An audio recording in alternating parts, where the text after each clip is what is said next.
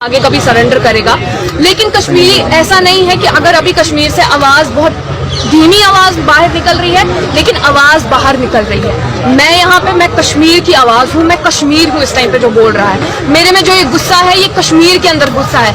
आपने मेरे से मेरी जमीन छीनी, आपने मुझे मेरे घर में बेघर कर दिया और आप चाहते हैं कि मैं बिल्कुल खामोश रहूं। नहीं, और आप मेरे आंसुओं को नहीं दिखा रहे हैं, लेकिन आप ये बता रहे हैं कि मुझे बोल रहे हैं आप स्माइल कीजिए और ये बता रहे लोगों को मैं तो बहुत खुश हूँ। लेकिन आप मुझसे तो पूछिए कि मैं कितना खुश हूँ। तो राम, मैं देखिए मैं उस पर कोई कमेंट नहीं करूंगी, क्योंकि हर एक के प्रोटेस्ट करने का अपना एक तरीका होता है।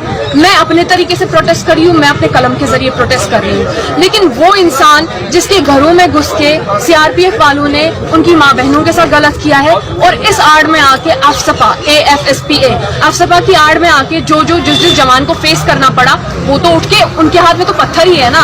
मैं किसी भी चीज को जस्टिफाई नहीं कर रही, लेकिन जरा ध्यान रखिए इस चीज पे। हमारे हाथ में क्या बच गया? आपने तो हमें कहीं पे नहीं, आपने हमें बस इस हद तक लाके रख दिया है कि हम बस चुप करके ऐसे देखते रहे कि कब खुले, कब हमें अपने घरों से बाहर आने की इजाजत मिल सके।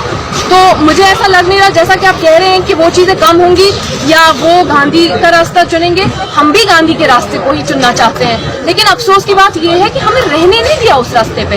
हम पे ऐसी चीजें, हम पे ऐसे ब्रूटल डिसीजंस हम पे इम्पोज किए गए, और वो भी हमें बताए बिना। आप कैसे एक्सपेक्ट करते हैं कि एक सब्र की भी एक इंतहा होती है, एक डिक्टेटरशिप की भी एक इंतहा होती है। आप कैसे एक्सपेक्ट कर सकते हैं? हमारे सब्र का भी कोई हद है ना, एक लेवल ऑफ पेशेंस है हमारी भी। हम इतना सब्र नहीं कर सकते कि आप इतना हम पे इम्पोज करते रहे और हम फिर बिल्कुल चुप करके सहते रहे और कहते रहे कि हाँ जी हम गांधी के रास्ते पे। बाकी गांधी नेता थे, हम भी उनको मानते हैं, हम भी गांधीगिरी पे ही चलना चाहते हैं, लेकिन आपने हमें मजबूर किया है पत्थर उठाने पे। इस बात को समझिए, पहले गोली चली उसके बाद पत्थर।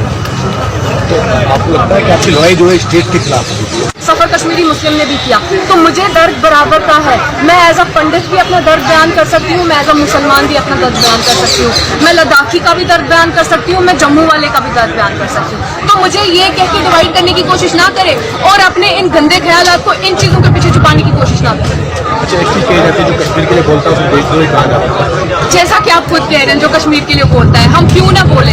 हमारी आपने ऐसी हालत कर दी है, पिछले 70 से ज्यादा दिनों में आपने हमें हाउस अरेस्ट करके रखा है, कश्मीर को आपने स्टैग्नेट करके रखा है। हम बात क्यों ना करें? मुझे आप ये बताइए, जिस एबनॉर्मल सिचुएशन को आप नॉर्मल सी कह रहे हैं, कश्मीर के स्टूडेंट की बात कीजिए आप। मैं एक स्टूडेंट हूँ, मुझे कश्मीर से भाग के आना पड़ा। क्यों?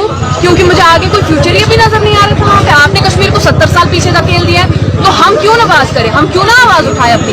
हम आवाज उठाएंगे, भले ही आपकी नजर में वो देशद्रोही है। अगर मैं आप ही की हिस्ट्री में से आपको एग्जांपल दे दूं, जब भगत सिंह ने आवाज उठाई थी, उनको भी अंग्रेजों ने देशद्रोही और टेररिस्ट का नाम दिया था, लेकिन हम जानते हैं भगत सिंह वो रेवोल्यूशनरी। सो बोलने दीजिए इनको जो ये बोलेंगे, हम जानते हैं हम क्या काम करें। सरकार का दावा तो है कि धारा 370 के हटाए जाने से जो विकास होगा, समृद्धि आएगी।